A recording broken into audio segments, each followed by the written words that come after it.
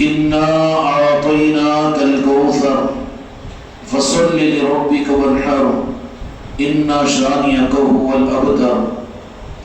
وقال الله تبارك وتعالى في القرآن المجيد والفرقان الحميد إن الصلاة ونسكي ومحياي ومماتي لله رب العالمين.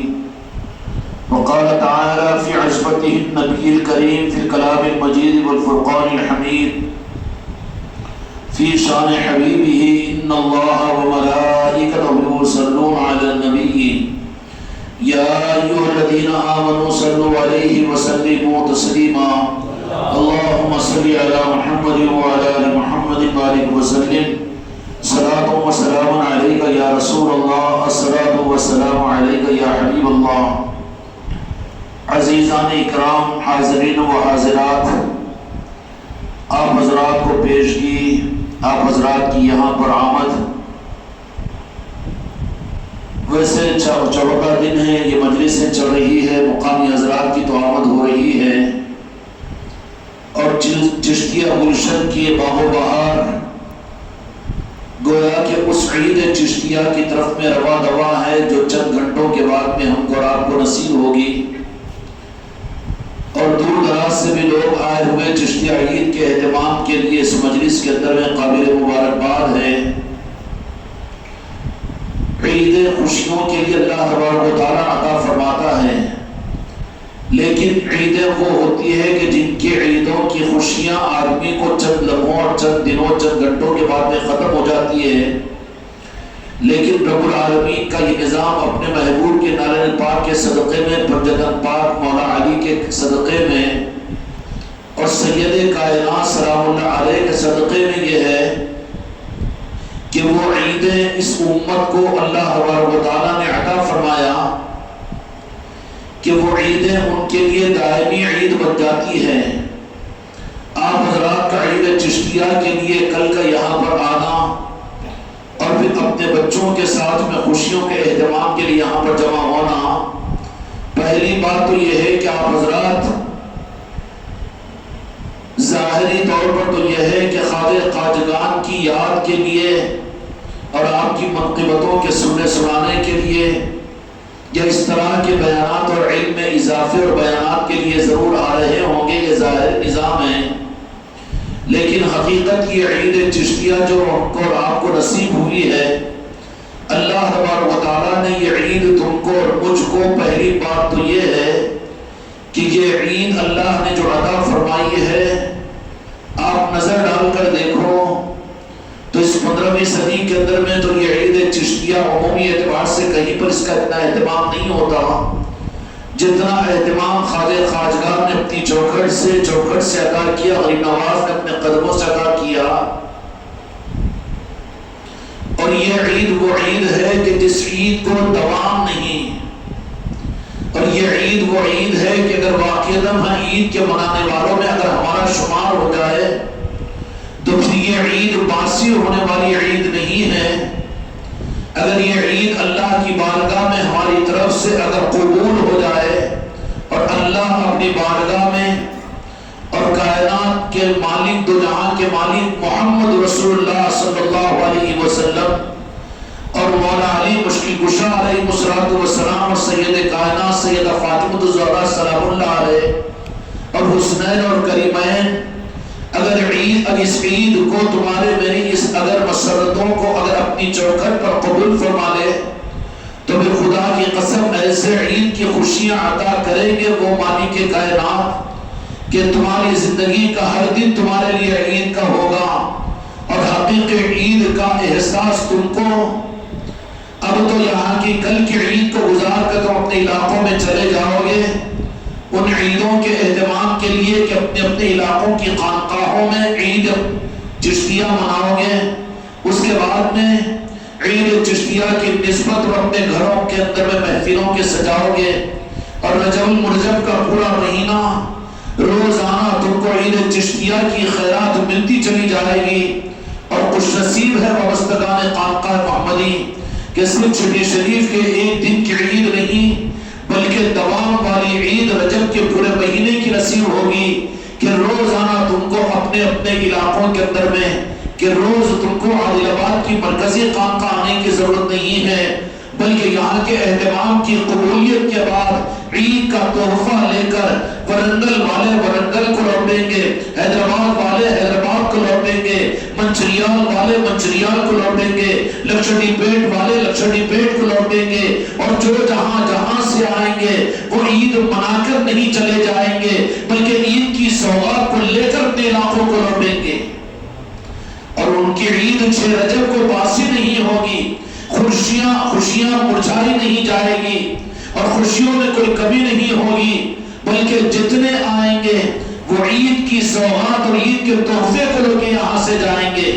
اور جانے کے بعد میں ہر علاقے والے وابستگان خانقاہ محمدی پھر ان کی عیدیں وہاں پر ہوگی۔ ایک عید تو وہ ہے جو خانقاہ محمدی میں اگر آپ آ کر رہے ہیں، اور یہاں سے کر جانا اور کر گزر جانا نہیں ہے، بلکہ یہ تو عید کو لے کر تم جا رہے ہو۔ اے وابستگان خانقاہ محمدی، شکر ادا کیجئے کہ نسبت غریب نواز کی اس خانقاہ کی چوکھٹ سے تمہیں کیسی خوشیاں مل رہی ہے۔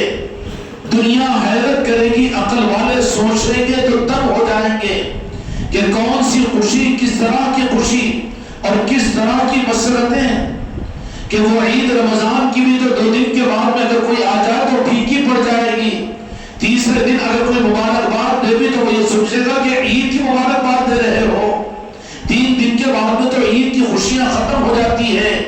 لیکن کیا کرم کی بات ہے میرے غریب نواز کی کہ تم عید منانے کے لیے اس مرکزی خانقاہ محمدی کے اندر میں آ رہے ہو، تو غریب نواز تمہاری چھولیوں کو اور تمہارے دامنوں کو، میرے بچوں کو، میری بچیوں کو، حتیٰ کہ معصوم بچوں کو، ان کے دل کی جھولی میں عید چشتیہ کی خوشیوں کی خیرات ڈال کر یہاں سے تم کو واپس کریں گے،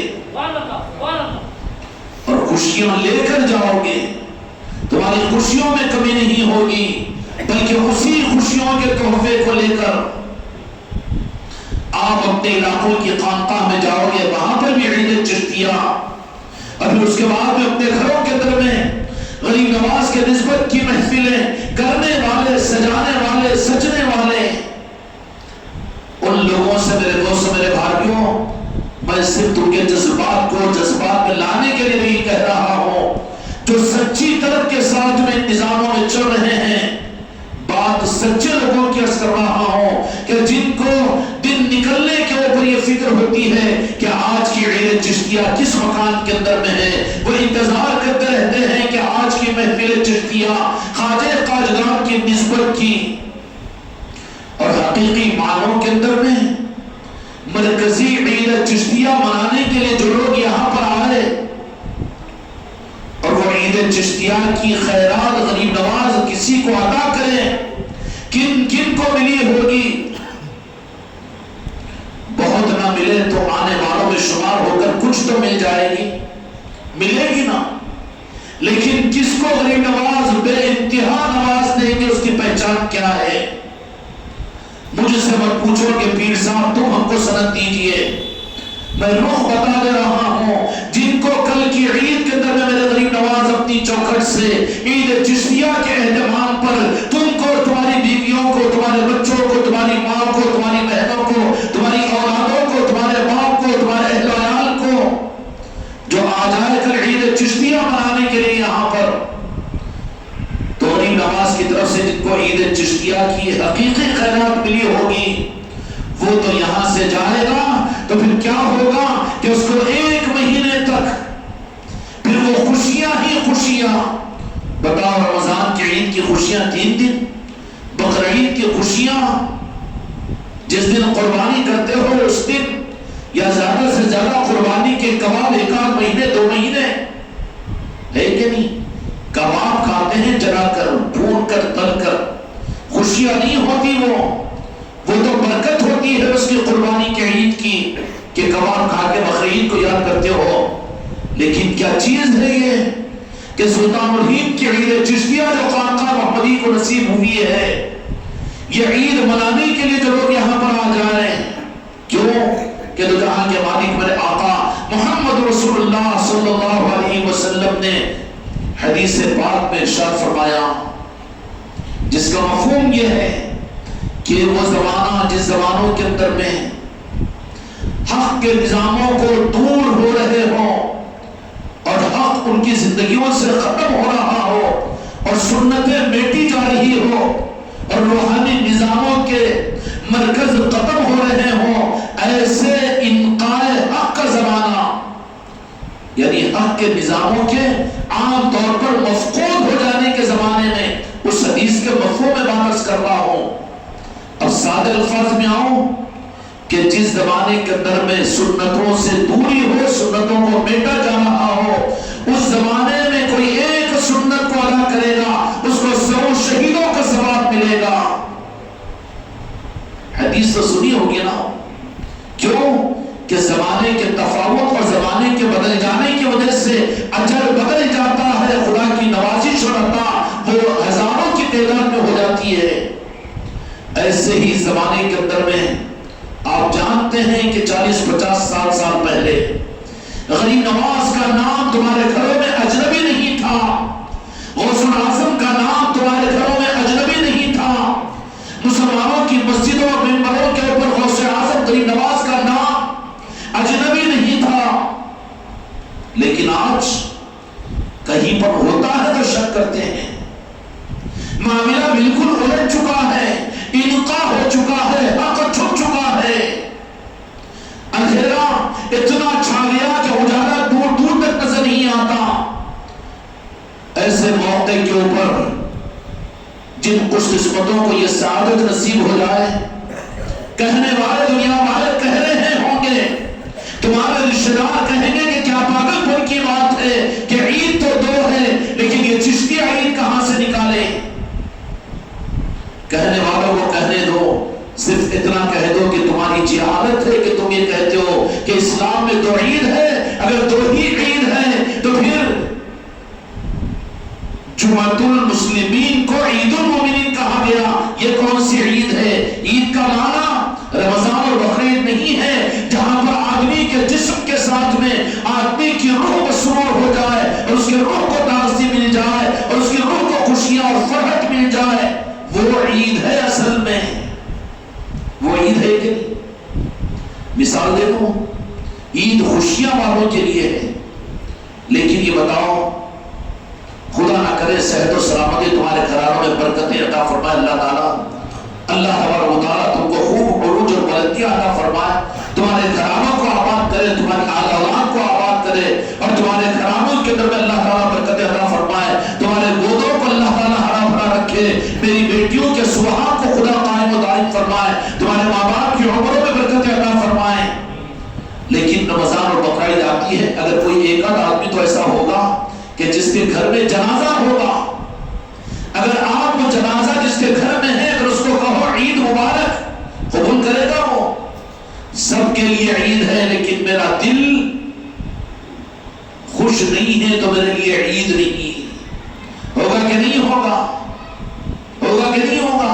ارے عید الفطر ہے، ماننا پڑے گا واجب، بھائی مانو لیکن مجھے خوشی تو نہیں ہے۔ تو عید کاہے کیوں ہوتی ہے؟ عید کا مطلب مقصد عید جو اللہ تبارک و تعالیٰ نے بندوں کو عطا کیا کہ جس میں تمہارے جسم کے ساتھ میں تمہارے لیے تمہارے روح کو بھی خوشیاں ہو۔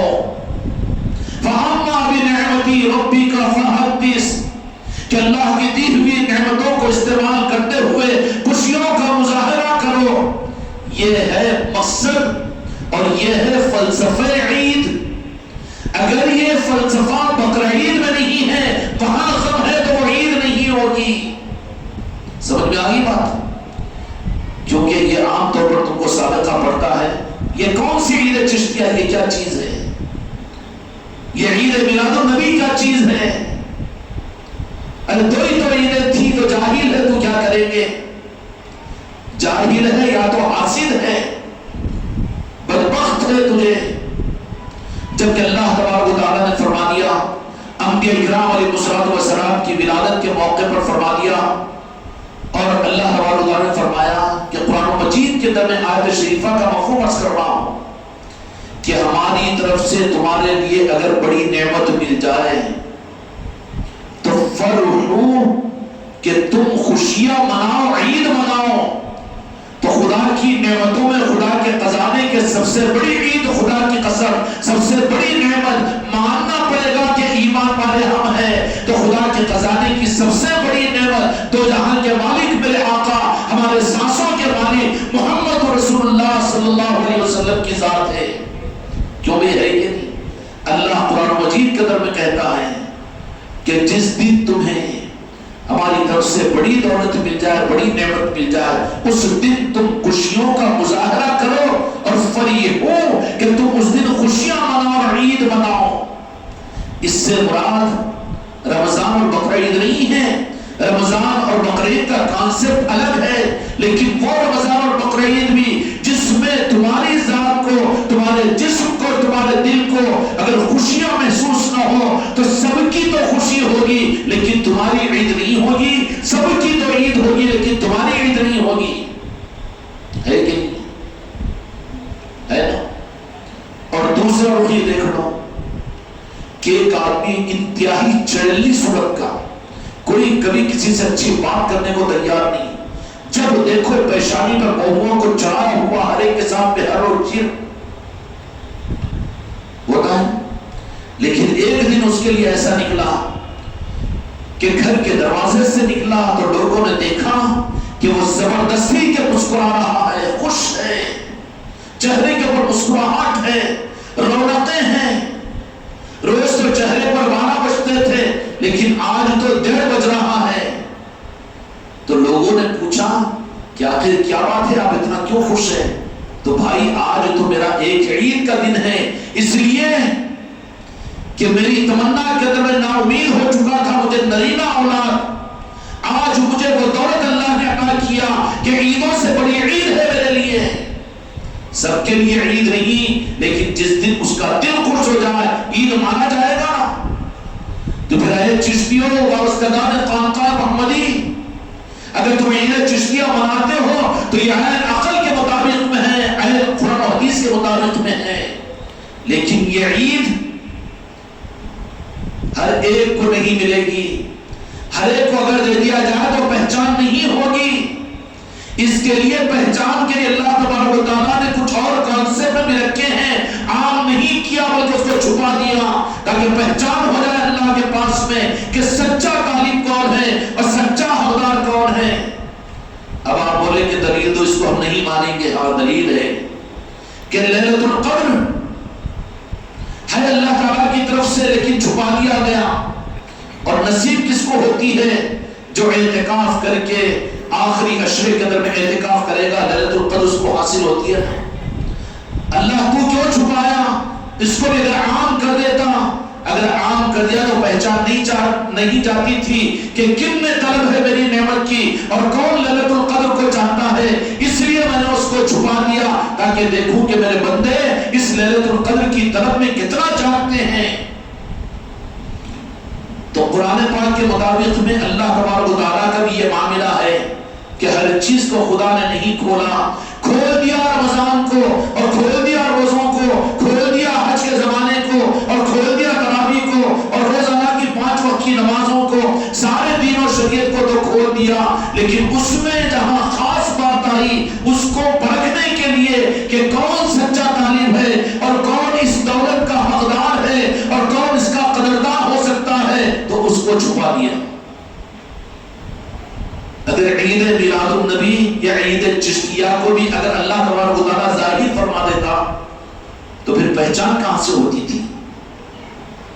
سمجھ میں آ رہی بات؟ اس پر تو جشن مناؤ، آج یہ تحفہ میں دے رہا ہوں تم کو کہ لوگوں کے تانوں سے کہیں دل برداشتہ نہیں ہو جانا، ان کے لیے دعا کرنا کہ اللہ ان کو بھی سمجھ دے، ہمارے ان بھائیوں کو۔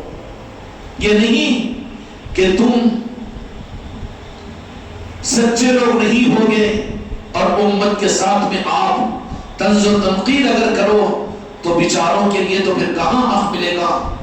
اس کے لیے ان کے لیے دعا تو کر سکتے ہو، تمہاری عید کے دن کر سکتے ہیں نا، بجائے اس کے تم مخالفت کرو یا ان کو اپنا مخالف سمجھو، بالکل نہیں۔ نادان ہے بیچارے، نہیں سمجھتے، تم کو تو یہ ملی ہے چیز تم کو کسی نسبت اور کسی غلامی اور خانقاہ محمدی کی چوکھٹ کی وجہ سے،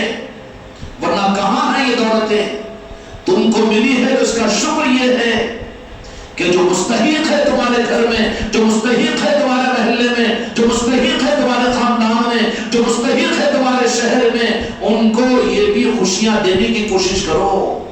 سمجھ میں آئی بات؟ جو نہیں کر رہے ہیں سمجھ لینا کہ نہیں، ابھی سمجھ نہیں ملی، نادانی ہے۔ کیونکہ رمضان میں لیلۃ القدر کے لیے بھی تو مخصوص لوگ ہوں گے جو اعتکاف کریں گے مسجد میں آ کے، بالمقابل جو تراویح پڑھ کر چلے جائیں گے نا، جانے دو، کوئی بات نہیں۔ لیکن تم کو اگر ملی ہے تو اگر لیلۃ القدر تمہیں مل جائے تو صرف اپنے لیے دعا نہیں کرو گے بلکہ سب کے لیے دعا کرو گے کہ نہیں کرو گے؟ اسی طریقے سے عید چشتیہ منانے کے لیے تم لوگ یہاں پر آ گئے ہو آج، میں تم کو یہ تحفہ دینا چاہتا ہوں کہ تمہارا یہ آنا عید چشتیہ کے لینے کے لیے غریب نواز کی بارگاہ میں تمہاری طرف سے کل کو ان کی بارگاہ، ان کی چوکھٹ پر تحفے پہنچیں گے کہ یا غریب نواز، آپ کی محبت میں ہم نے دور دراز سے نکل کر عید چشتیہ کا جو تحفہ آپ نے ہم کو عطا فرمایا، ہم اپنے معصوم بچوں کے ساتھ، اپنے بوڑھوں کے ساتھ، اپنی آن اولاد کے ساتھ میں اور اپنے بیوی بچوں کے ساتھ ہم نے عید چشتیہ منانے کے لیے خانقاہ محمدی پر پہنچے تھے۔ یا غریب نواز، اس تحفے کو قبول فرما لیجئے تو خواجہ خواجگان وہ سید السادات ہے اور وہ عطا رسول ہے اور وہ آل علی اور اولاد علی ہے اور وہ آل محمد ہے کہ جن کی عظمتوں کا اقرار ہمارے بیان پر، ہماری منقبتوں پر، ارے ہماری اوقات کیا ہے؟ کسی مسلمان کی نماز اس وقت تک نماز نہیں ہوتی، کسی مسلمان کی نماز اس وقت تک قابل قبول نہیں ہوتی جب تک کہ وہ آل علی اور اولاد علی اور آل رسول کے اوپر بھی التحیات للہ والصلوات والطیبات، السلام علیک ایھا النبی ورحمۃ اللہ وبرکاتہ، السلام علینا وعلی کیا ہے؟ عباد اللہ الصالحین۔ کون ہے جی صالحین؟ صالحین کون ہیں؟ لاکھوں سلام ہو صالحین پر، لاکھوں سلام ہو راجن شاہ ولی پر، لاکھوں سلام ہو تاج الاولیاء پر، لاکھوں سلام ہو بابا فرید الدین گنج شکر پر، لاکھوں سلام ہو حضرت یوسفین پر، دنیا کے تمام اولیاء پر۔ لیکن سلطان الہند کی شان تو کچھ عجیب ہے، ان کو عام اولیاء مت سمجھو بلکہ تو وہ تو اولیاء کے امام ہیں ہندوستان کے۔ ارے تمہاری نماز قابل قبول نہیں اگر میرے خواجہ جی کے اوپر تم سلامتی کی دعا نہ کرتے ہو تو، اس سے بڑی کوئی دلیل تو نہیں ہے نا۔ دلیل اس لیے نہیں کہ تمہارے دل کو مطمئن کرنے کے لیے کہ تم کو یہ احساس ہو جائے کہ تم یہ نہ سمجھنا کہ تمہارا پیر تم کو گمراہ کر رہا ہے، تم یہ نہ سمجھنا کہ یہ نظام کیا ہے اور یہ ایسا کیوں، بلکہ پیری مریدی تو بس کہ مرید بن گیا، وہ پیر ادھر اور مرید ادھر، بس چلا ہے، چلتا گیا۔ نہیں، یہ بات نہیں ہے، بلکہ وہ پیر کا جو خود تو نعمتوں کو لے روحانیت کی اور مریدوں کو محروم رکھے، وہ باپ کہاں ہیں جو تو خود تو پیٹ بھرے ہوٹلوں کے اندر میں جا کر اور اولاد کو بھوکی مارے؟ وہ باپ پہلا جانے کے قابل نہیں ہے۔ باپ ہونے کا ثبوت یہ ہے کہ خود بھوکا رہے لیکن اولاد کو کھلائے۔ اس کے لیے نظاموں کو دے جو سلسلوں کے اندر میں چلتے ہیں، ان کی کمیاں ہیں یہ کہ انہوں نے ماحول کو دیکھ کر، لوگوں کو دیکھ کر اور ظاہری حالات کو دیکھ کر انہوں نے حالات سے کمپرومائز کیا اور حق کو چھپانا شروع کر دیا کہ چشتیہ علماء کیوں، کیا ضروری ہے اس کی؟ کیا وہ پیروں کے پاس ان کے مریدین نہیں کرتے تو فرق نہیں پڑتا؟ یہ گھروں پر مجلسیں کیوں، یہ کیوں 10 دن کی اور کیوں ربیع الاول کی محفلیں، غوث الاعظم کی محفلیں، غریب نواز کی محفلیں، ارے کیوں پیٹ دکھ رہا ہے؟ بجائے اس کے تمہارے لیے بھی خیر ہوتا کہ سبق سیکھو۔ خدا کی قسم خانقاہ محمدی کا نظام یہ ہماری اجارے داری نہیں ہے، لیکن یہ وہ نظام ہے کہ جس کو پہلے درجے میں جو اپنے آپ کو اہل طریقت کہتے ہیں اور جو اپنے آپ کو پیر سمجھتے ہیں اور جن کی خانقاہیں ہیں، ہم دوسروں سے مطالبہ کیا کریں مسجدوں سے اور مدرسوں سے، لیکن اہل خانقاہ اور اپنے آپ کو اہل طریقت اور اپنے آپ کو پیر سمجھنے والے کم از کم اس خانقاہ کے نظام کو دیکھ کر نہ سمجھ میں آ رہا ہو تو اس سال تو خواجہ خواجگان نے تو کیلنڈر بھی تمہارے گھروں میں پہنچا دیا۔ پہنچایا کہ نہیں پہنچایا؟ کیلنڈر کیا ہے وہ؟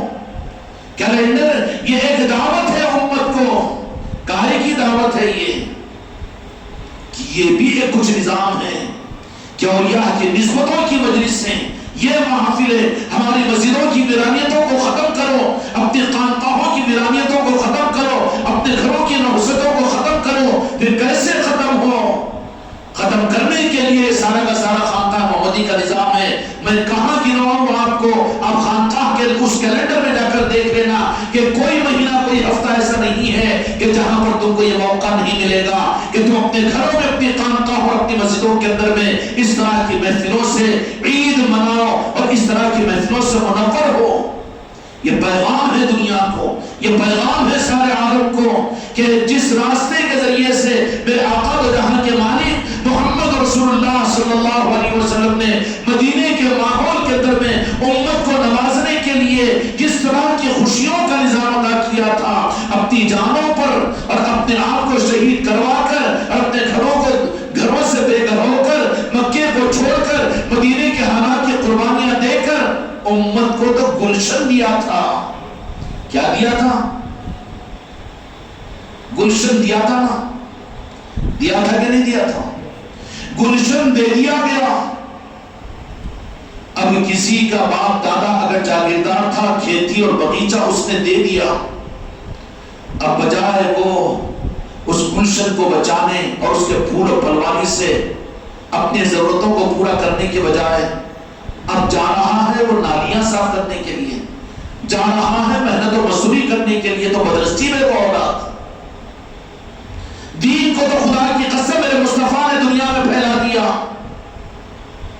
اور شریعت کے نظام کو تو صحابہ اکرام نے دنیا میں پہنچا دیا، دنیا کے چاروں کونوں کے اندر میں۔ اور طریقت کے لیے جو قربانیاں مطلوب تھی رب العالمین کو، ارے ہم کیا قربانی دے سکتے ہیں خدا کی قسم؟ اگر کوئی کسی کا باپ گھور کر دیکھ لے تو اس کا خانقاہ کو آنے میں رکاوٹ ہو جاتی ہے، اور کہیں پر کوئی کسی وقت میں ناک نہ پڑھائے تو اس پر مرجھا کر وہ ایک دن کے لیے روٹ جاتا ہے۔ ہم قربانیاں دے سکتے ہو؟ جو اس طریقت کے نظام کے لیے جنہوں نے قربانیاں دی، اس دھوکے سے نکل جاؤ خانقاہ محمدی کے بچوں۔ اس دھوکے میں تم نہ رہو کہ ہم بھی نظام کے لیے، ہم بھی طریقت کے لیے، ہم بھی خانقاہ کے لیے قربانیاں دے رہے ہیں اور ہم اپنے جان و مالوں کو لٹا رہے ہیں۔ نہیں، یہ تمہارا دھوکہ ہے۔ دو جہاں کے مالک میرے آقا نے اور اس دین کے آبیاری کرنے والے، آبیاری کرنے والوں کو کیا مالی کہتے ہیں نا؟ صحابہ اکرام رضی اللہ تعالی علیہ مجمعین تھے۔ پوری دنیا کے اندر میں وہ باغیچے محمدی کو صحابہ اکرام نے پہنچا دیا، پانی دیا، جان کا، مال کا، شہادتوں کا، آلات کی قربانی کا، اور اپنے دنیا کے ساری چیزوں کی انہوں نے قربانیاں دی۔ لاکھوں سلام ہو صحابہ اکرام کے ایک ذات پر اور صحابیات کے اوپر۔ یہ کیسے دین کو پہنچانے کے لیے اور دین کے گلشن کو زندہ کرنے کے لیے صحابہ اکرام پوری دنیا کے اندر میں ایک باغیچہ دین کا بنایا کہ نہیں بنایا؟ ان کا حق تھا۔ وہ کون ہے کہ آگ پر گھسیٹا جائے؟ کون ہے کہ جن کی چربی اور خون کے ذریعے سے آگ بجھے؟ کون ہے کہ در اور کوڑے کھائے دین کے خاطر؟ ارے ایک تو جھڑکی کو برداشت کرنے کے لیے ہم تیار نہ ہو، اسلام کو سلام کر دینے کے لیے تیار ہو جاتے ہیں۔ ہمارے اندر میں اتنا ضعف اور حماقت یہ ہے کہ ہم بھی دین کو پہنچا رہے، دین کو پھیلا رہے۔ پہنچانے کی ذمہ داری تمہارے اوپر نہیں ہے۔ رب نے کہا کہ یہ قرآن میں نے نازل کیا ہے، اس کی حفاظت میرے ذمہ ہے۔ پھر پہنچانے کی ذمہ داری یہ نہیں تو پھر تمہاری ذمہ داری کیا ہے؟ ادخلوا فی السلم کافہ، کہ پورے اپنے آپ کو داخل کر دو۔ کیا کرو؟ یہ ہے مسلمانوں سے مطالبہ۔ باقی دین تو دنیا کے چاروں کونوں میں صحابہ اکرام کے ذریعے سے میرے مصطفیٰ نے پھیلا دیا۔ دنیا کے کسی کونے میں بھی چلے جاؤ تو وہاں آپ کو اذان سنی دے گی، اور ہر جگہ کہیں نہ کہیں پوری دنیا میں چلے جاؤ وہاں اسلام کا کوئی رمز تو آپ کو نظر آئے گا کہ نہیں آئے گا؟ اب کیا دین پھیلاتے ہو؟ اب دین کو پھیلانے کی ضرورت کیوں؟ اور امت کو کیوں گمراہ کر رہے کہ دین کو دنیا میں پھیلانا ہے؟ تم کون ہو کر پھیلانے والے؟ وہ رب کا دین ہے، رب نے پھیلا دیا اور مصطفیٰ کے ذریعے سے پوری دنیا میں پھیلا دیا کہ نہیں پھیلا دیا؟ پھر دین کا مطالبہ کیا ہے؟ دین کا مطالبہ آسان کر کے فرمایا یا ایھا الذین آمنوا ادخلوا فی السلم کافہ، جو دین ہم نے اپنے محبوب کے ذریعے سے اور ہمارے محبوب کے صحابہ کے ذریعے سے تمہیں دیا، اس دین دین میں پورے پورے داخل ہو جاؤ تاکہ تم بھی اس دین سے فائدہ حاصل کرو۔ یہ نظریہ غلط ہے کہ ہماری ذاتوں سے دین کو فائدہ ہوگا۔ لعنت ہے توبہ کر اس عقیدے سے کہ تیری محنت، تیری کوشش، تیرا بیان، تیری کتاب، تیری تحریر سے دین کو فائدہ پہنچے گا۔ غلط نظریہ ہے یہ۔ اللہ نے دین کو اس لیے نہیں کہ اللہ اپنے دین کو 15ویں صدی کے پیر کے حوالے کیا ہو، یا مصنف کے حوالے کیا ہو، یا مقرر کے حوالے کیا ہو، یا عالموں کے حوالے کیا ہو، یا مفتیان اکرام کے حوالے کیا ہو کہ میرا دین محتاج ہو گیا، دین کو تم پھیلاؤ۔ کتنی لعنت کی بات ہے یہ حکم خدا کا نہیں ہے۔ خدا کا حکم کیا ہے؟ یا ایھا الذین آمنوا ادخلوا فی السلم کافہ، کہ اب ہمارا مطالبہ یہ ہے کہ ہم نے دین سجا کر تمہیں عطا فرما دیا، دین مکمل ہوا کہ نہیں ہوا؟ ہو چکا ہے۔ اب صرف یہ ہے مطالبہ کہ اس دین میں تم پورے پورے داخل ہو جاؤ۔ کیوں؟ کہ اس لیے کہ دین سے تم کو فائدہ پہنچے۔ کوئی اگر خانقاہ محمدی کا بچہ بھی، کوئی خلیفہ بھی، کوئی مرید بھی، کوئی پیر اگر یہ سمجھ رہا ہماری وجہ سے دین کو فائدہ پہنچ رہا ہے، نخوت ہے، وہاں توبہ کر، رک جا وہاں پر۔ تو کون؟ تیری اوقات کیا؟ تیری اوقات کیا کہ دین کو تو فائدہ پہنچائے؟ دین کا درد پیدا کرو، دین کو پہنچاؤ، دین کی تبلیغ کرو اور دین کے لیے قربانیاں دو۔ ارے قربانی اس کے لیے نہیں، ذان میں ادب طے کر، الٹا لٹک اولیاء کے طریقے پر دین کو اپنے اندر میں لینے کے لیے مجاہدہ کر، اس کا حکم ہے۔ سمجھ میں آ رہی بات؟ اس کو پلٹی مار کر کہہ دیا گیا کہ نہیں، دین کے لیے قربانیاں، دین کو پھیلاؤ، دین کو زندہ کرو۔ نعوذ باللہ، دین مردہ ہے؟ جو یہ کہے کہ دین کو زندہ کرو تو توبہ کرنے لگا اس سے کہ دین کو تم نے مردہ سمجھا ہے۔ دین محتاج ہو گیا تیرا، تیری تقریر کا، تیری پیر ہونے کا، اور تیرے کتاب کا، اور تیرے علم کا، تیری تقریر کا، اور تیری جماعت کا، اور تیرے نظاموں کا۔ دین کو تو نے محتاج بنا دیا۔ دین کو محتاج نہیں بنایا خدا نے۔ اِنَّا لَهُ لَحَافِظُونَ، ہم خود اس کے محافظ ہیں، ہم حفاظت کریں گے۔ سمجھ میں آئی بات؟ ہاں، دین کی حفاظت اللہ تبارک و تعالیٰ خود کریں گے۔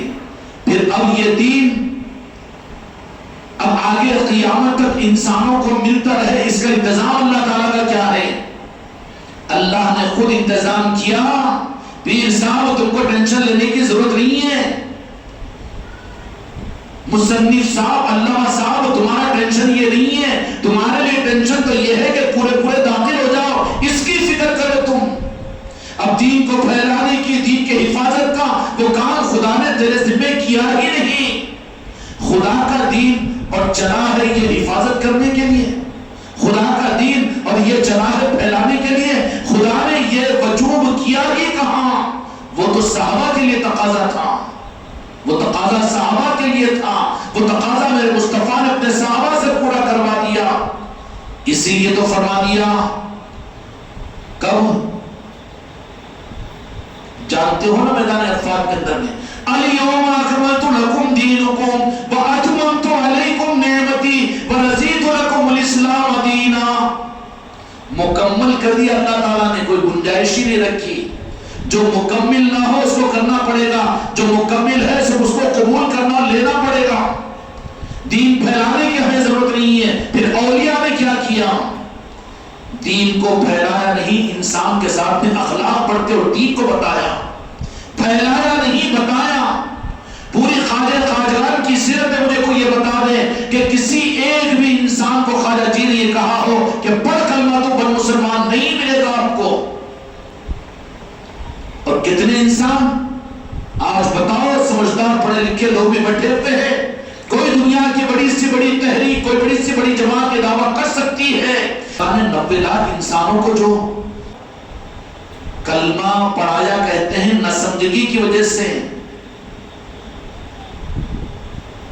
خواجہ جی نے کلمہ کیوں؟ کہ پڑھنے ہی پر کلمہ ہے، پڑھنے ہی پر کلمہ ہے۔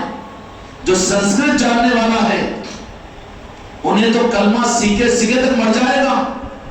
جس کے دانا گر گئے، بوڑھا ہو گیا ہے، اب اس کو کلمہ سکھاؤ تم ایک دم بالکل آخری عمر کے اندر میں، اب کلمہ اس کو پڑھاؤ، لا الہ الا اللہ، تو 10 انکار کر دے گا، لا الہ الا اللہ کرے گا کہ نہیں؟ ارے ویسا نہیں ایسا کہے گا. تم پڑھانے والے اپنا کلمہ بھول جاؤ گے. پھر غریب نواز نے کیا کیا؟ غریب نواز نے اپنے اخلاق سے، اپنی ذات سے، اپنے نگاہوں سے اور اپنی صحبت سے کلمہ نہیں پڑھایا بلکہ ایمان دیا ان کے دل کو. جب قلب کے اندر میں ایمان کی روشنی ڈال دی تو پھر رہے اپنے راجپوتوں کے مذہب کے اندر میں، رہے اپنی برادریوں میں اور رہے اپنے اعتبار سے، لیکن دل جگمگانے لگا اور دل کے اندر میں ایمان داخل کر دیا. اور وہ نور نبوت اور نور مصطفیٰ جو مدینے کا نور خواجہ جی نے ہندوستان کے اندر میں لے کر آئے، ان برادریوں کے اندر میں نگاہوں سے، اپنی صحبت سے اور اپنی خانقاہ میں، اپنی صحبت میں اور اخلاق مصطفیٰ کے ذریعے سے ان پر نظر ڈالی اور ان کی نگاہ خواجہ جی کے اوپر پڑی تو نظر کا ملنا بہانہ تھا کہ کیا کر دیا، کیسے کاملوں کو بنا دیا. ایمان تمہارے اندر میں داخل ہونا باقی ہے. جب ایمان تمہارے اندر میں داخل ہو جائے گا، ان صحابہ کو جنہوں نے دست مصطفیٰ پر کلمہ پڑھا، ان کو اللہ تبارک تعالیٰ نے قرآن مجید کے اندر فرما دیا کہ یہ مت کہو کہ ہم مومن آئے ہیں بلکہ یہ کہو کہ ہم مسلمان آئے ہیں. جب ایمان تمہارے اندر میں داخل ہوگا تب تم کو حق ہے کہ ہم مومن ہیں اور ہم ایمان والے آئے کہو. قرآن پاک کی آیت ہے. اب سوال یہ پیدا ہوتا ہے کہ دین قیامت تک آگے بڑھنا ہے، تقریروں سے بڑھاؤ، تحریروں سے بڑھاؤ، نہیں، یہ اسباب نہیں ہے خدا پاک کے. ہندوستان والے بتائیں کہ کنہوں نے تقریر کی یہاں پر، کنہوں نے مدرسے قائم کیے اور کنہوں نے تقریر اور بیانات کیے. یہ تو اسلام کی خدمات ہے، یہ اندر کی چیز ہے. شہر آباد ہو جائے اس کے بعد میں دکانیں بنے گی، کیونکہ انسانوں کے لیے کھانا ضروری ہے، علاج ضروری ہے، پینا ضروری ہے اور پھر کپڑے ضروری ہے، اس کے بعد میں بازار لگتا ہے نا. تو یہ سارے کے سارے دینی خدمات یہ ضروری ہے، لیکن کس کے لیے؟ مسلمانوں کے لیے. اور بالمقابل اس کے اب ملے گا حق انسانوں کو قیامت تک کس سے؟ نہ وہ تقریر سے، نہ وہ تحریر سے. بیچارہ ایک ہی چینل جس کو پہچانتے ہوں گے نام کا علوم میں، کہ پوری دنیا میں ورلڈ اسکالر بن کر ہے. اللہ تبارک و تعالیٰ خیر کا رخ عطا فرمائے. ناقدری نہیں ہے ہماری، جس سے چاہے اللہ تعالیٰ اپنے دین کی کسی نہ کسی رخ کے اوپر خدمت لے لے گا، اس کا انکار ہم نہیں کرتے. لیکن ان سب کے باوجود بھی ایسی کوئی ایک شخصیت، ایسی کوئی پرسنالٹی کو پوری دنیا بین الاقوامی سطح پر 15 صدیوں کے اندر میں ایسے کوئی بتا سکتی ہے کہ ایک ذات وہ تھی کہ جس کے ہاتھ پر 90 لاکھ انسانوں کو ایمان عطا کیا گیا ہو. بے ادبی نہیں، عقیدہ ہمارا پاک ہے. صحابہ کرام کی عظمتیں اپنی جگہ ہیں، لیکن صحابہ میں کوئی ایک صحابی بھی اس معنی کے اندر میں کہ 90 لاکھ انسانوں نے ان سے ایمان کو حاصل کیا، ایسی مثال آپ کو نہیں ملے گی. احادیث کے ذخیرے میں بھی اور تاریخ میں بھی صحابہ ہے. اتنے بڑے کارنامے ہونے کے باوجود عقیدہ غلط ہو جائے گا اگر کوئی کہہ دے پھر ان کے یہ کارنامے زیادہ ہے خواجہ جی کے، تو کیا وہ صحابہ سے بڑھ گئے؟ نعوذ باللہ. نہیں. میرے غریب نواز خود دھکار دیں گے اس کو کہ صحابہ تو میرے مصطفیٰ کی صحبت یافتہ ہے. تمام اولیاء مل کر ایک ادنا صحابی کے قدموں کی دھول کے برابر کوئی نہیں ہو سکتا. لیکن وہاں پر بھی یہ چیز نہیں ملے گی. پھر وہ قاجگان نے 90 لاکھ انسانوں کو جو کلمہ نہیں پڑھایا بلکہ ایمان دیا. پڑھانے میں تو ایک ایک پنڈت کو اور ایک ایک راجپوت کو اور ایک ایک انسان کو پڑھا کر رہتے ہیں، تو 90 لاکھ انسانوں کو پڑھانے کے لیے کیا ہو جاتا جی؟ ممکن تھا. ایمان دیا. عوام کے سامنے کہو کلمہ پڑھایا، ٹھیک ہے چل جاتا ہے. لیکن خواجہ جی نے جب تم کو اپنی نسبت چشتیہ اور خاندان چشتیہ کی نسبت عطا کی ہو تو یہ باتوں کو ہم تمہارے لیے کہہ رہے ہیں، انکار مت کرو، ان چیزوں کا حماقت مت کرو. تو خواجہ جی نے کلمہ نہیں پڑھایا بلکہ ایمان دیا. اور دینے کے اندر میں 1000 کا مجمع، 10,000 کا مجمع بیٹھا ہوا ہے. سلطان الہند خواجہ قاجگان سامنے جاتے ہیں. ہمیشہ میرے آقا جی سلطان الہند کا معاملہ یہ رہتا کہ آپ کے جب سے خواجہ قاجگان راست گنبد خضرا میں میرے مصطفیٰ کی بارگاہ میں حاضر ہونے کی سعادت ملی. آنکھوں میں اتنا نور تھا کہ عام انسان اس نور کو برداشت نہیں کر سکتے تھے. جیسے حضرت موسیٰ علیہ السلام کو طور پر جب اللہ کی تجلی کو دیکھا تھا تو جن پر بھی نظر پڑتی تھی، جو نظر سے نظر ملا تھا، بنی اسرائیل کے 70,000 افراد اندھے ہو گئے تھے. اندھوں کی ٹیم تیار ہو گئی تھی. کیوں؟ کہ اس نور کو جو تجلی کی صورت میں موسیٰ نبی علیہ السلام کی آنکھوں میں پہنچا تو وہ نور کو دیکھ کر تاب نہیں لا سکے، آنکھیں باندھ پڑ گئی تھی ان کے. تو میرے آقا جی سلطان الہند ہمارے سرکار غریب نواز، ہمارے سرکار غریب نواز، یا معین حق معین، یا معین حق معین، یا معین حق معین، یا معین حق معین، جن کا کھاتے ہیں انہی کا گاتے ہیں. یہیں پر نہیں، قیامت میں بھی ہمارے لیے سہارا ہے. یا معین حق معین ہے نا، کہ جن پر میرے غریب نواز کا احسان نہیں بلکہ تمہاری میری نسلوں میرے اور تمہارے آبا و اجداد کو جنہوں نے کلمہ پڑھا کر احسان کیا ہو، اسی ذات کے ساتھ میں آج ہماری نمک حرامی اور آج عام طور پر ان کے ذکروں کو مسجدوں سے ختم کر دیا گیا، ان کے تذکروں کو ختم کر دیا گیا اور ان کی منقبتوں کو ختم کر دیا گیا، ان کی محفلوں کو ختم کر دیا گیا. کتنا دردناک مسئلہ ہے یہ، کتنا دردناک مسئلہ نہیں ہے. چین سے بیٹھ نہیں سکتے. اگر دل سے اگر روح بن جائے نا تو تمہارا دل بھی یہ چاہے گا کہ ایک ایک انسان کا ہاتھ نہیں، اس کا پیر پکڑ کر یہ کہنا شروع کر دو کہ ایک مرتبہ میرے خواجہ جی کا نام لے لے تاکہ اس کے بدلے میں تجھے میں مٹھائی کھلاؤں. یہ حق ہے نسبت کا. آج امت کٹ چکی ہے اپنے محسن سے، آج امت دور ہو چکی ہے، انسانیت گمراہیت کی طرف میں جا رہی ہے، اور حق کی جو چوکھٹ ہے اجمیر کی غریب نواز کی چوکھٹ ہے، ان کا نام ہے.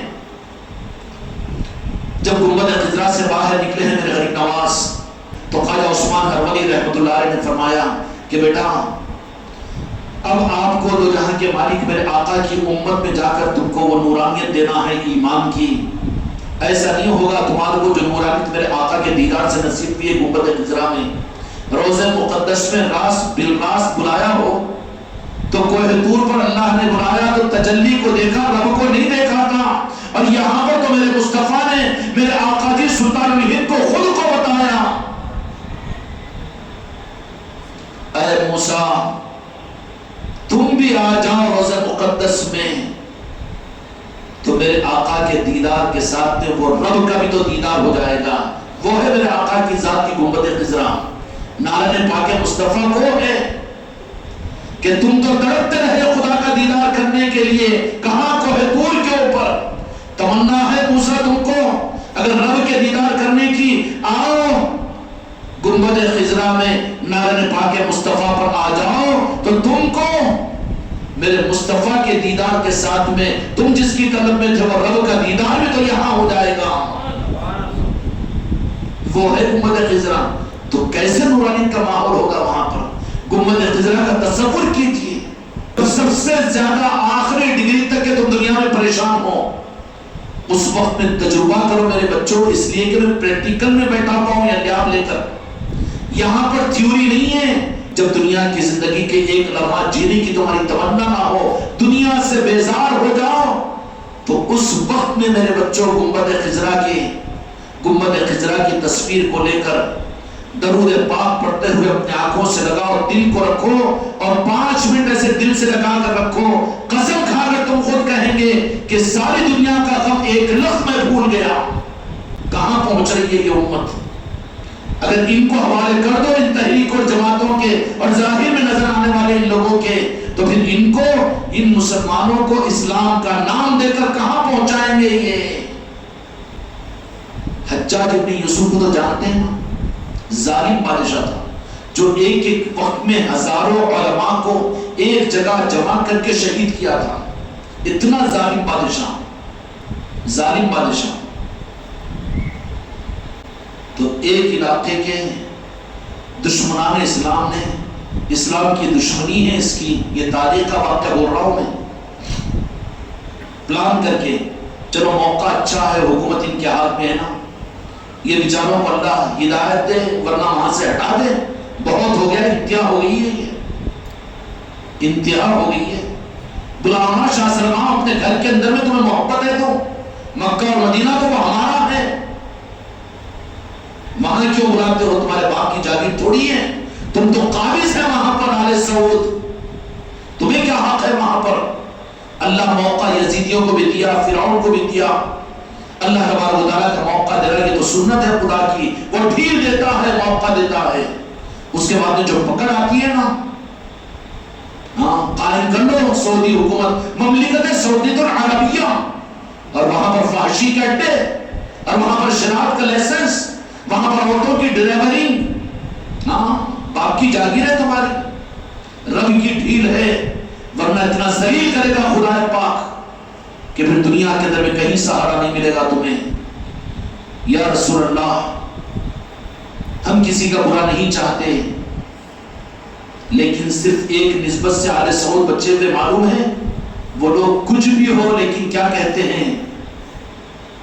خادمین حرمین اور شریفین کہتے ہیں، یہ لفظ ان کو بچانا ہوا ہے، ورنہ ان کی حرکتیں تو ان کی بربادی سے ان کو روکنے والا نہ امریکہ ہو سکتا ہے، نہ برطانیہ ہو سکتا ہے، نہ انگلینڈ ہو سکتا ہے، نہ اسرائیل ہو سکتا ہے۔ صرف روکی ہوئی ایک جملے کی نسبت کہ شاہ سعود اپنے ساتھ میں خادمین حرمین اور شریفین لگا لیتے ہیں، یہ لفظ قادم ان کو بچانا ہوا ہے، اگر وہ ہٹ جائے گا نا، ان کی بربادی میں دیر نہیں لگے گی، ان کی بربادی میں دیر نہیں لگے گی۔ خیر ہم کسی کو برباد کرنا بھی نہیں چاہتے، اللہ انہیں بھی ہدایت عطا کرے۔ جب نکلے ہیں سلطان الہند گنبد خضرا کے نورانیت کا کیا عالم ہوگا، کیا عالم ہوگا؟ جب خواجہ خواجگان باہر نکلے ہیں تو خواجہ عثمان ہرمنی رحمۃ اللہ علیہ نے کہا کہ معین الدین شہزادے کہ دو جہاں کے مالک کی ملاقات بالراست بلا مشافہ، کہ ہاں سرکار نے آنکھوں کو دیکھا کہ نور سے بھری ہوئی ہے، تو کہا کہ امت کو بڑا حق دینا ہے تمہارے ذریعے سے، اور مدینے والوں کو بڑی امیدیں وابستہ ہے تم کو معین الدین کا اور قطب ہندوستان کا لقب دیا ہے، مالک ہندوستان بنایا ہے اور اپنا قاصد بنایا ہے، تو معین الدین تم اپنے آنکھوں کے اوپر ایک نقاب ڈال لو۔ کیا کرو؟ نقاب ڈال لو، آنکھوں پر ڈال لو۔ ہماری بیٹیاں برقع 5000 کا لیکن آنکھیاں کھلے، یہ پردہ ہے، یہ پردے کے نام پر بے پردگی ہے، یہ نوز پیس ہے وہ، یا فیس پیس بنائے ہوئے اس کو، کن پیس بنائے ہوئے ہیں، نوز پیس ہے وہ، بلکہ شو پیس ہے وہ۔ پردہ تو یہ ہے کہ آنکھیں ڈھپی رہے، پتلی جا رہے ہیں یہاں پر، لیکن جہاں پر ان کے پردے کا جو معیار ہوگا، اب یہی پردہ بلکہ دستانے پیداوے، یہ بھی کون سی شریعت لے کر آیا ہے پاگل؟ یہ دستانے اور پیداوے اگر معیار شریعت ہوتا تو پھر حج میں دستانے پیداوے پہ لیے تو حج ہوگا کیا؟ نقاب ڈالے تو ہوگا وہاں پر، عز مقدس ہے نا وہاں پر، جہاں پر خدا کی منشا جو ہو نا وہ کرو، منشا خدا کو پورا کرنے کا نام دین اسلام ہے۔ دین اسلام پر اپنی جاگیرداری، اپنی جاگیرداری اور اپنا مسلک تھوپنے کا نام اسلام نہیں ہے۔ کہا کہ نقاب ڈالو معین الدین، چنانچہ خواجہ خواجگان اس نور کے اوپر ایک پردہ ڈالا۔ خواجہ عثمان ہرمنی رحمۃ اللہ علیہ نے ایک نقاب ڈالا غریب نواز کے نظر مبارک کے اوپر، کیونکہ وہ نور آ چکا تھا کہ لوگ تاب نہیں لا سکتے تھے۔ اسی نور کی روشنی میں مکہ مکرمہ مدینہ منورہ سے نکل کر بغداد سے ہوتے ہوئے خراسان کا سفر کرتے ہوئے مختلف مقامات پر آپ نے سفر فرمایا۔ حضور پیران پیر غوث اعظم کی خانقاہ میں بھی پہنچے، بڑا استقبال فرمایا، وہاں پر آپ نے قیام فرمایا، اور پھر سہروردی بزرگ کے باہودی نقشبندی، اس طریقے سے اور بزرگوں کے خانقاہوں میں آپ نے قیام کیا۔ کہاں قیام کیا؟ مسجدوں میں، خانقاہوں میں ہوتا ہے قیام، مسجدوں میں نہیں ہوتا، خانقاہوں میں۔ اب خانقاہوں کا قیام بند ہوا، مسجدوں کو قیام کا بنا دیے، یہ بھی فتنہ ہے زمانے کا۔ سمجھ میں آ رہی بات؟ قیام کرتے رہے خانقاہوں کے اندر میں، اور ہوتے ہوئے پھر خواجہ عثمان ہرمنی رحمۃ اللہ علیہ نے فرمایا کہ جب جا رہے ہو ہند کے مالک بنا کر قاصد رسول بن کر جا رہے ہو، خواجہ خواجگان لاہور میں حضور دادا گنج پر شاہ محمد رضوان کی بارگاہ میں چلہ کشی فرمائی، اور وہاں سے نکل کر آپ دہلی کے ذریعے سے، دہلی کے راستے سے وہاں پہنچے نہیں، وہاں جانا ہے، وہاں جانا ہے، جہاں سرکار مدینہ نے بتایا، میرے آقا نے بتایا، وہ کہاں ہے، وہ کہاں ہے؟ اس نور کی روشنی میں، اس لیے کہ میرے مصطفیٰ کا نور تھا، وہ میرے مصطفیٰ کا نور مشرق و مغرب کو دیکھتا ہے۔ اللہ نور السماوات والارض، کیسا ایڈریس؟ ان کے پاس میں روڈ میپ تو نہیں تھا نا، پھر کیسے معلوم؟ مدینہ پاک سے نکلے ہیں اور پھر لاہور گئے ہیں، اس کے بعد میں پھر اجمیر کو، ہندوستان کی دہلی، دہلی کے بعد میں اجمیر کو جانا، روڈ میپ نہیں تھا، یا کوئی رہبر نہیں تھا، کوئی امیر اور کوئی متکلم نہیں تھا، بلکہ وہ نور تھا، نور بتانا تھا کہ آگے چلتے چلے جاؤ، اور پہاڑوں کو اور جنگلوں سے سر ہوتے چلے گئے، آخر میں وہ نور میں دیکھا کہ اجمیر کہاں ہے، پہنچ گئے اجمیر کی چوٹی پر، کہا کہ یہی اجمیر ہے، مریدین سے کہا کہ اس کا نام معلوم کرو، تو کہا کہ آجمیر، آجمیر، ہاں کہا کہ یہیں پر۔ کس منہ سے دیکھا، کس منہ سے معلوم کیا خواجہ جی نے؟ جو میرے مصطفیٰ نے آنکھوں میں عطا کیا تھا۔ اب وہ نور جلوہ گر ہوا اجمیر کی سرزمین پر، تو وہ نور کی کرنیں اجمیر کی چودیواریوں پر نہیں، اجمیر کے مندر کے دیواروں پر پڑنا شروع ہوئی۔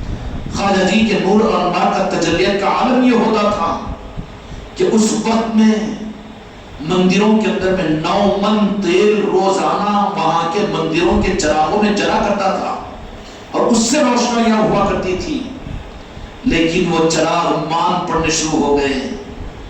وہ انوار مدینہ کے ان تجلیات کے سامنے جا کر وہ تجلیات جو مندروں کی دیواروں سے ٹکرائے، اللہ والے اور اصل مسلمان جو ہوتے ہیں وہ مندروں پر قبضہ کرنے والے نہیں ہوتے، نہیں، وہ تو حق دینے والے ہوتے ہیں، جن پر ظلم کیا جا رہا ظلم سے بچانے والے ہوتے ہیں، وہ قبضے دار نہیں ہوتے۔ وہ قبضے دار کہو تم اورنگزیب کو، مغل شہنشاہوں کو، ان بادشاہوں کو، لیکن اولیاء تو حق دینے والے ہوتے ہیں، ان کے غلام اور حق دینے والے ہوتے ہیں، ماں باپ کا، اولاد کا، بیوی بچوں کا، پڑوسیوں کا، ہر انسان کا حق دلوانے والے ہوتے ہیں، لینے والے نہیں ہوتے۔ جو ان کو لینے والے سمجھے، لیکن لوگ بھی بیچارے سمجھدار ہیں، ندی ذرا تاریخ ہے ان کے سامنے، بھولے شنکرا نہیں ہے، انہیں 4 کتابوں پڑھا تو ممبر پہ کود کود کے کیا کی علی فلسفہ ادھر کا مشرق میں مغرب ڈال دیتا، مغرب کا مشرق میں ڈال دیتا، لیکن وہ لوگ برادران وطن جانتے ہیں۔ اورنگزیب کو تو کہا انہوں نے، اور مغل بادشاہوں کو تو کہا، اور بادشاہوں کو تو کہا کہ قبضہ کرے، بات صحیح ہے، وہ لوگ آئے تھے مال لینے کے لیے، قبضہ کرنے کے لیے، لیکن سلطان ہند کو ان میں کہیں کوئی ایک پاگل ہے تو وہی پاگل کو کھڑانے میں ڈھانپ دیتے، وہ لوگ غلط بول رہا ہے تو ایسی بات نہیں ہے، ڈھانپ دیتے ہی نہیں ڈھانپ۔ ایک پاگل بھی جب پیدا ہوا تھا غریب نواز کی ذات کے بارے میں کچھ تو بولا، تو پھر خادموں کو، ان کے چاہنے والوں کو جواب دینا نہیں پڑا، بلکہ وہ برادران وطن خود اس کو ڈھانپ دیے ٹوکرے میں، آج تک انہیں اٹھ ہی نہیں سکا، پہچانتے نہیں اس کو۔ آیا تھا نا ایک میسج بیچ میں، خواجہ جی کی شان گستاخی کرا تو مقابلہ نہیں، نکالو ریالیاں نکالو، نہیں نکالتے، کہیں کو نکالتے، بدلہ لینے والے انہوں ہیں۔ ایسا ڈھانپ دیے ٹوکرے میں کہ آج تک پتہ ہی نہیں چلا کون سا مرغا تھا وہ، ہاں بیلر تھا کہ پولٹری تھا، بغیر باغ کا، بغیر ماں باپ کے تھا، پتہ ہی نہیں چلا، آج تک ہے نہیں۔ لیکن یہ بات کہ وہ سربراہان مسلمان حکمران جو آتے تھے ان کو تو غاصب کہتے ہیں کہ انہوں نے قبضہ کیا ہوگا، اور کیا انہوں نے، حق نہیں دیا۔ حق دینے والے اولیاء ہوتے ہیں، کسی کی زبان، کسی کی انگلی ان اولیاء کے لیے نہیں اٹھتی، اگر اٹھتی تو پھر کہاں کہاں تک اٹھائیں گے۔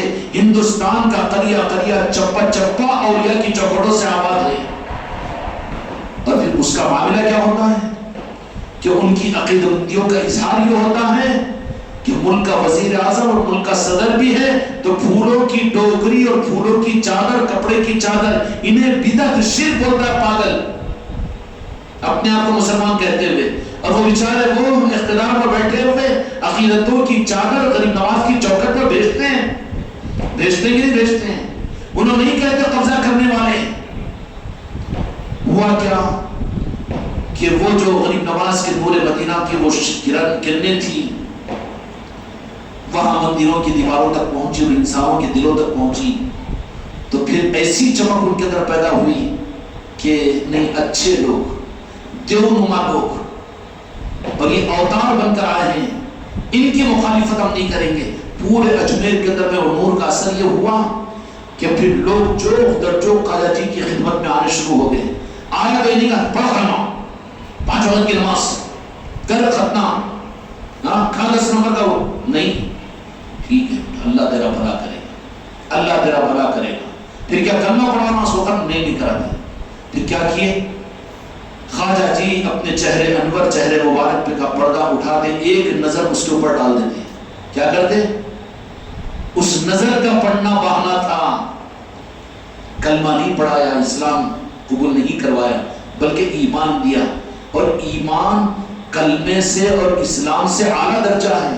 قرآن پاک کے مطابق میں جن کو ایمان نہ ملے، اسلام بھی ملے، کلمہ دست مصطفیٰ سے ملے، لیکن مومن ان کو اللہ نے نہیں کہا۔ اب سمجھ میں آیا فرق؟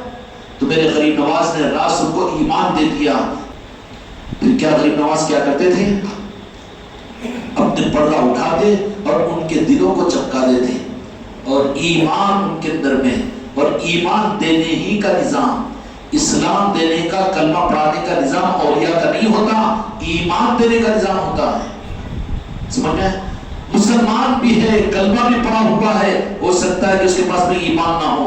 ایمان ان دونوں چیزوں سے اعلیٰ چیز ہے جو اولیاء کے در سے ملتا ہے، اولیاء کی چوکھٹوں سے ملتا ہے۔ اسلام لینا ہے کتابوں سے لو، کلمہ لینا ہو تو مبلغین سے لو، لے لو ڈاکٹر ذاکر نائک سے بھی، لیکن ایمان اس کے پاس میں نہیں ہے، بیچارے کے پاس میں۔ ایمان ہے تو غریب نواز کی چوکھٹ پر، ایمان ہے تو اولیاء کے پاس میں، ایمان ہے تو علی اور اولاد علی راہ طریقت میں، پیری مریدی میں ایمان ہے۔ سمجھ میں آئی بات؟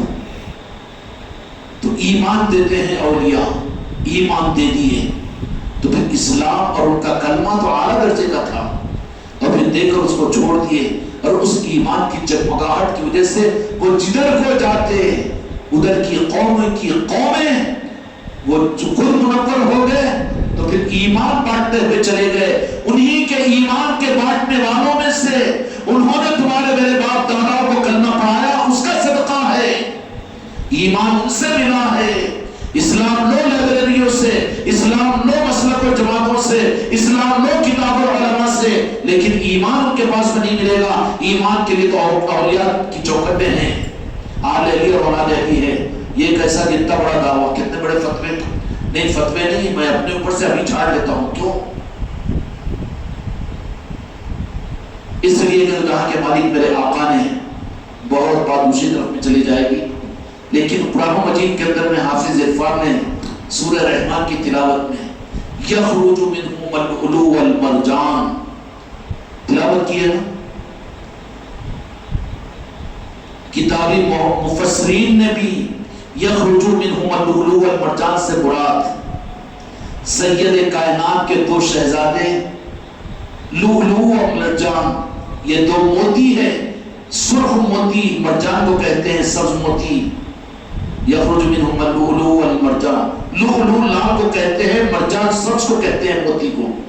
یہ 2 موتی سے مراد سید کائنات اور مولا علی کے سمندر کے وہ 2 موتی امام حسن و حسین سلام اللہ علیہ ہے۔ سمجھ میں آئی بات؟ اتنا تو سمجھ گئے۔ اس کے بعد یعقوب شاہ، اس کے بعد پھر وہ قیامت تک امت کو موتی اور مرجان کیسے ملیں گے؟ سید کائنات اور مولا علی کا نام تو امت کے پاس میں رہے گا، لیکن اس سمندر میں سے موتی کن کو ملیں گے؟ سرخ اور سبز لؤلؤ اور مرجان قیامت تک نکلتے رہیں گے۔ پیران پیر غوث الاعظم حسنی ہے اور خواجہ قادقان سلطان الہند حسینی ہے، یہ لؤلؤ اور مرجان ہے۔ سورہ رحمان کی آیت کی تفسیر ہے۔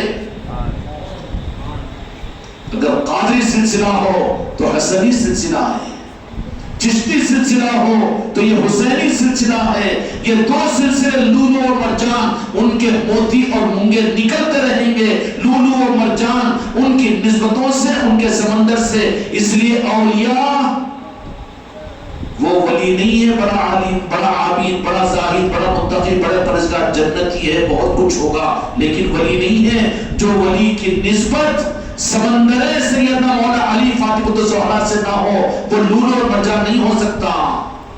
اس لیے علماء محدثین اپنی جگہ ہے وہ جنتی عصمت والے ہیں، لیکن وہ اولیاء نہیں ہو سکتے۔